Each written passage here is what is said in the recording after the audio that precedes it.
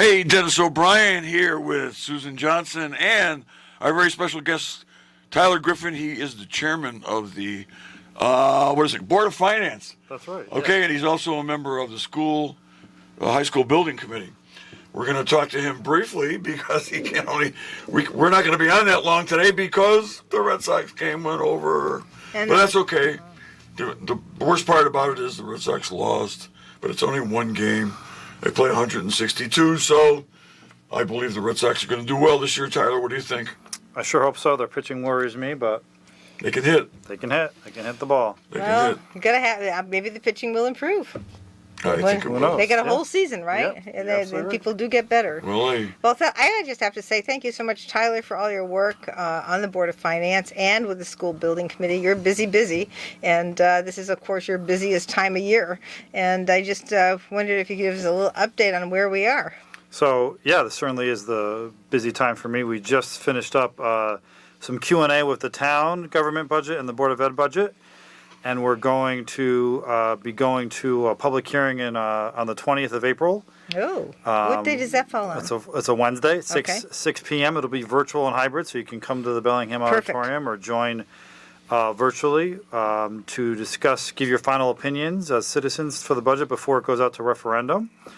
We'll take our final action after the public hearing to set what we believe what we hope the budgets will pass at, and the Board of Ed and the town government have done a good job of discussing and answering our questions this year, so we always appreciate the efforts that they put in. And I'd like to say the Board of Finance has had some turnover these last couple of years, and I was really impressed. I wasn't able to attend the Board of Ed version, unfortunately, but I was really impressed last night. We had some new members who asked some great questions, which shows to me that they are already diving deep into these budgets and really excited to do the work. It's not always, it's not very glamorous reading budgets all the time.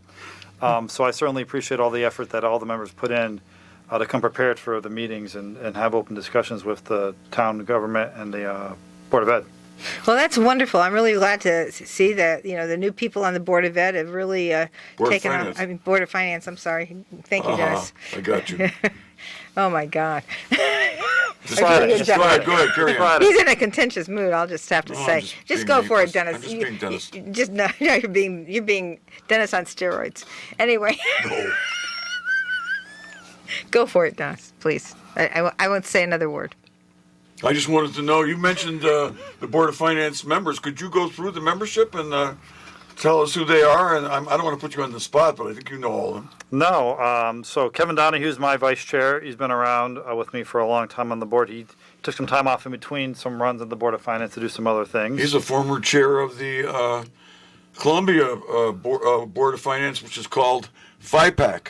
I was trying to think of that acronym while I was swimming, and it took me 10 minutes to come up with it because I always was kind of impressed by that. It sounded really, really important and foreboding. FIPAC.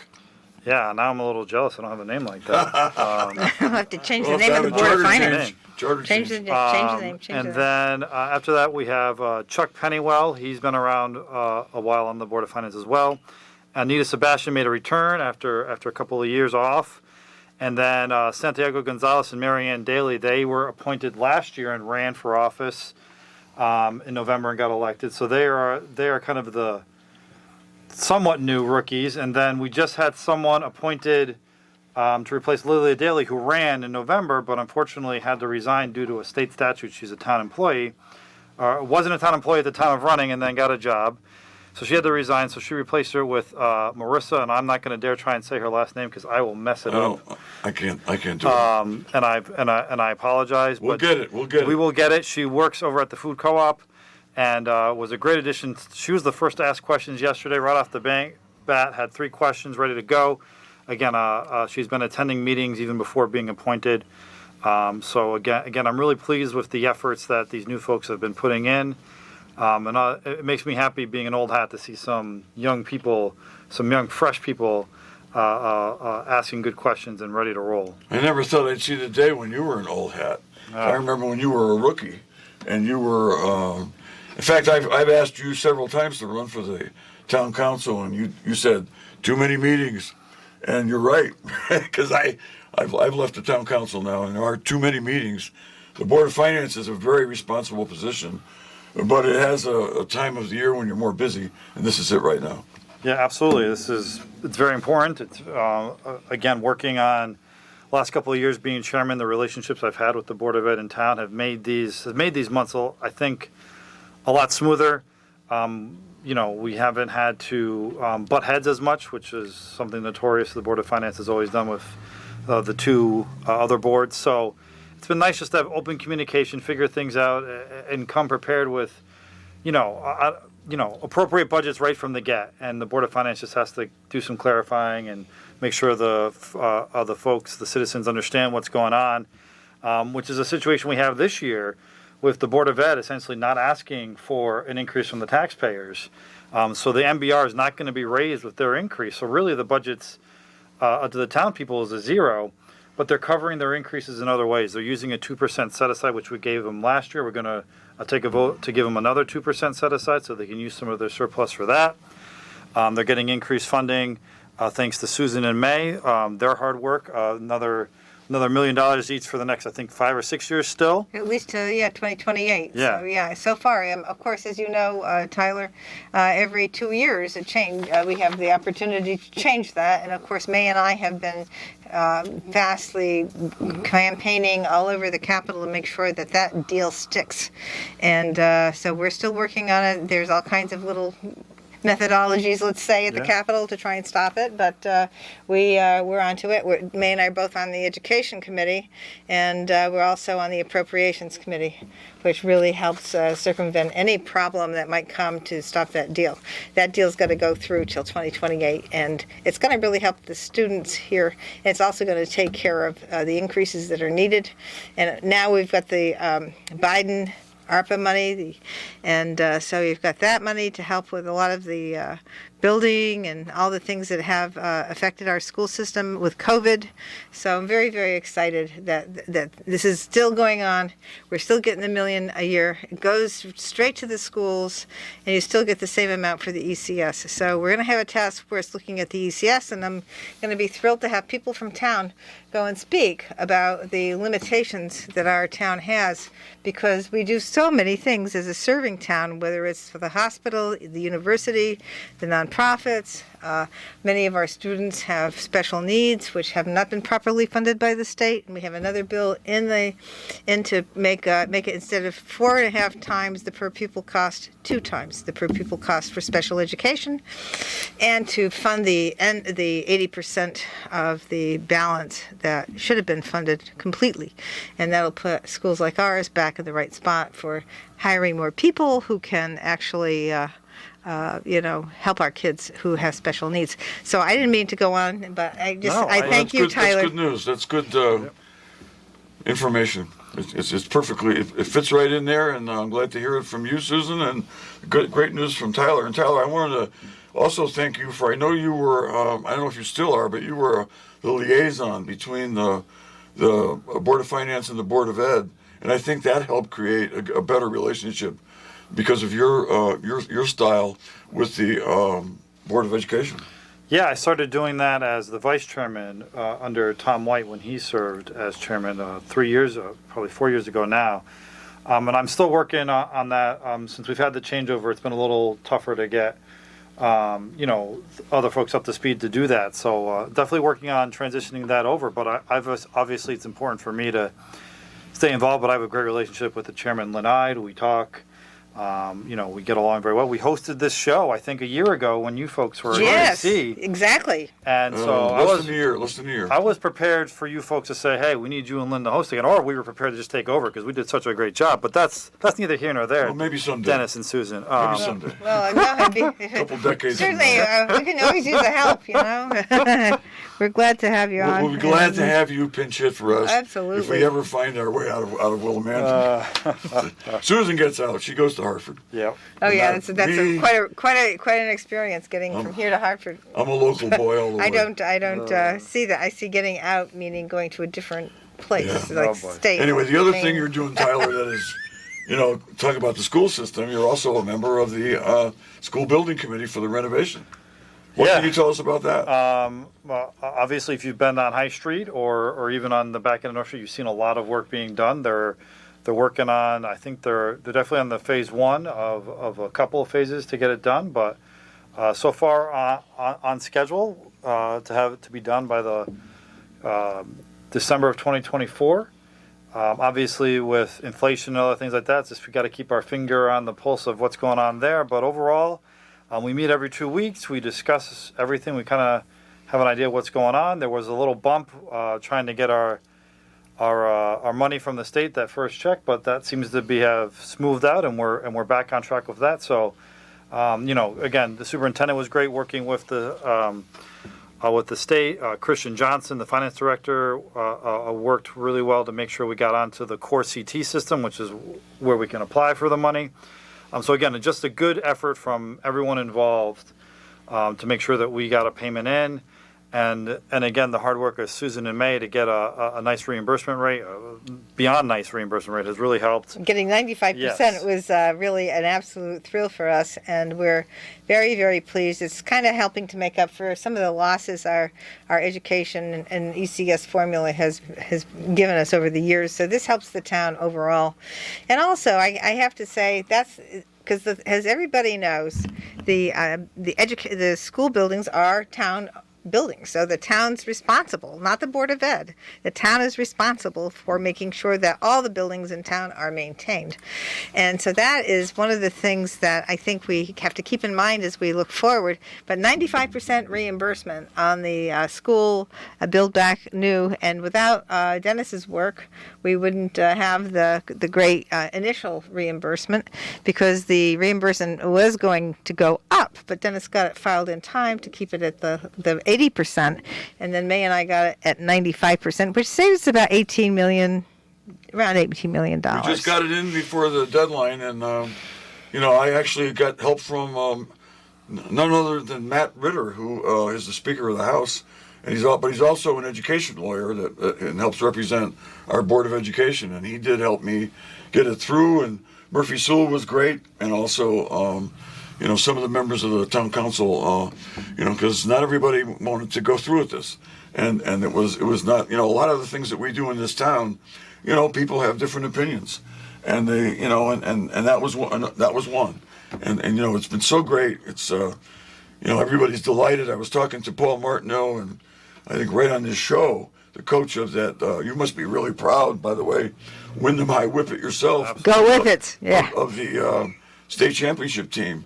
And Paul was saying that, in combination with the new school and the school renovation and the state championship team, things are really looking up for Wyndham Public Schools. And a lot of that has to do with, all of the town agencies working hard together. Yeah. And Tyler, you play a big role in it by being chairman of the Board of Finance and also sitting on the building committee. One quick thing before you run, because I know you got to go in 2 minutes. Sure. But I just wanted to mention the other work that has been done, starting with Dennis and the council, getting rid of CCM coming back and begging us for being reinstated with the town of Wyndham, and then having them say, well, if you help us out with our bills and you help us out with our financing, then we will take you back. And that's what they did. And so what happened after that is we got that 3-tiered system for payment in lieu of taxes. And that was, of course, Don Niles also had a big hand in this too. And so the 3-tiered system that we have now has increased our payment in lieu of taxes funding to $1 million more a year. Anytime we get extra funds, it would have been nice 20 years ago. Obviously, that wasn't possible. But the fact now, it allows Wyndham to keep the momentum going of all the things that have been going on. Parking garage, senior/community center, the high school renovation. This year, if the budgets stay as they are, if the Board of Finance doesn't take any action on them, a drop in the mill rate this year. Revaluations come up in 2023. We have continued the momentum over the last couple of years, and that's was my goal when I first became chairman 2.5 years ago, was just continue with the momentum that we started. And I hope that we see that continuing to go. I see a bright future. Obviously, I have to leave to pick up a kid. I have 2 kids in this town, so it's vitally important that Wyndham keeps growing, and they can have the same passion for Wyndham that I have, and that you two most certainly have. So I can always appreciate, again, Susan, thank you so much for your work up there. Dennis, thank you for your work locally. So I'm excited for this budget season. Again, we have a public hearing in 2 weeks. For your input, obviously you can come. We have a meeting next week to go over Board of Ed stuff one more time. Anyone can come. We are doing it hybrid, so in the Bellingham Auditorium you can come and speak in person, or you can join us virtually. The links are on the town's website to join. So I'm all for having feedback from folks. I always appreciate it, and I look forward to talking to folks over the next couple of weeks before we get to the referendum. So I'd encourage you to go out and vote in favor of the budgets, whatever they may be. That'll be on Tuesday, May 10th, is the budget vote. Oh, It happens put that in quickly the calendar, yeah. because May is coming up really quick. So a lot of things happening very quickly. But that's the nature of the budget season. It starts out slow and then it goes quick, and then hopefully we get budgets passed and we're done. And I don't have to think about it again until January. And I think, Susan, the state budget is getting pretty close to getting finalized, right? that's correct. Yeah, And that will cause you to be able to do it on time. Absolutely. Because Well, you yeah. have I have the discretion. ability to change it. Right, Yeah, right. Absolutely. yeah, oh yeah, that's important. Yeah. But we are finalizing our finance committee meetings, are finalizing on appropriations. We're finalizing up pretty soon. I mean, we have bills coming into appropriations, bills coming in from committees that have been moved to the floor, and then back to the committee, and that sort of stuff is procedural stuff. But anyway, we have some more bills coming in, and then the reconciliation between the finance and the appropriations, and of course they're always talking, and then of course and everybody meeting, all the leadership meeting with the governor and everybody to see if everybody's on the same page. Which there's thousands of pages of budget, so Of course. Tyler, thank you so much. Lots Of course, of good thank news you. on this Appreciate it. show. Appreciate it. Yeah. Thank you. for Yeah, your we work. just We the really Red Sox appreciate it. lost today, but ever since they went off the air with the post game show, nothing but good Nothing news but here good from news here. WILI, and let's talk about it with Susan Johnson and Tyler Griffin. All right, Tyler. All right, Thank you so Tyler, much. Take care. Hope you'll All come right, back take real it- soon. yeah. I will. Okay, Have a enjoy the wonderful day. weekend. Have a great weekend. Great job you're doing, buddy. Okay, That was that's great. Well, that's we're really great. thrilled Now, that Tyler's done such amazing work, and Well- he works so well with everybody.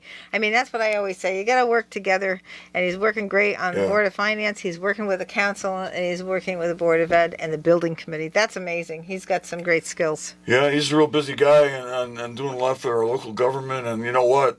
I think I've never seen the Board of Finance function this well. And it's not just Tyler. I mean, you got a lot of really good members on it. He mentioned Kevin Donahue, the vice chair, Yep. with all that experience, being chair of FIPAC. I had to say that again. It's a cool name in FIPAC in Columbia, and a lot of newer people, younger people with a lot of energy that are really catching on to this and doing a great job. And and you got some veterans also in Chuck Pennywell and Nita Sebastian. They're all working together, to help this town. And I really think that town government's never been so connected. Right. I feel that way, three too. major boards. They speak with me. They speak with May. They speak with Representative Smith, me, State Rep Johnson, and Senator Flexer. Everybody works together.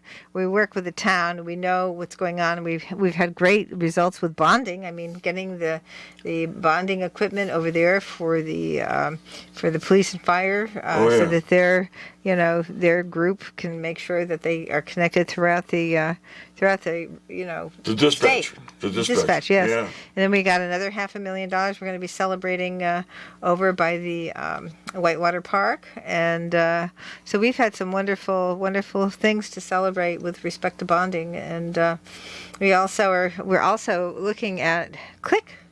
Click received some funding as well, bonding money for some of their work, and so we'll be celebrating that, I suppose, shortly. Well, again, I've never seen the local public officials work so well and closely with our state officials, our state representative, state senator. It's just fantastic, and I think part of the result is that the folks in Hartford know where we are and they know who we are. Well, yeah, let me just More say so something than ever. right about that, because this is very important, because the state of Connecticut people in Hartford know who the staff people are, too. And they want to make sure that those staff people work well. And because we have everybody politically working well together, we also have to say our staff people are excellent. And without the staff people processing all this stuff, we wouldn't be able to get any more. So having good people in the town hall, having good people as superintendent and teachers and those kinds of folks, all that really, really is very important. And they do great work, so I have to thank them too. And they, you know, and the state people know that our people are capable, and they're more apt to give bonding money and all kinds of grants to people that can take the money and do good things with it and not mess it up. They know how things work. And that's right. They know how things work, and our people do it just right. And we're heading right down to the final seconds of the show. I'm Dennis O'Brien. I'm Susan Johnson. And Matt Rupar's right here with us, and All right, making sure we don't go overtime, even though, you know, we deserve it, because we got we lost part of our show to the Red Sox this week, and Wayne Norman told me that we are preempted again next week. But the following week we're going to come back. We don't have a show next week. Huh? Next week is Good Friday. We don't have a show. No, you can have a show on Good Friday. Are you kidding? I wasn't planning on one. Well, okay. Well, we're not having one anyway, but the week after that, we're going to have the superintendent of schools on. Yeah. Right? Yeah. Tracy Youngberg. Tracy Youngberg will be on, and she's on, and she's ready to go. Okay, it's time. Okay, thank you, folks, for listening. We'll be back in 2 weeks with Tracy Youngberg, Susan Johnson, Dennis O'Brien, Matt Rupar. Have a great weekend.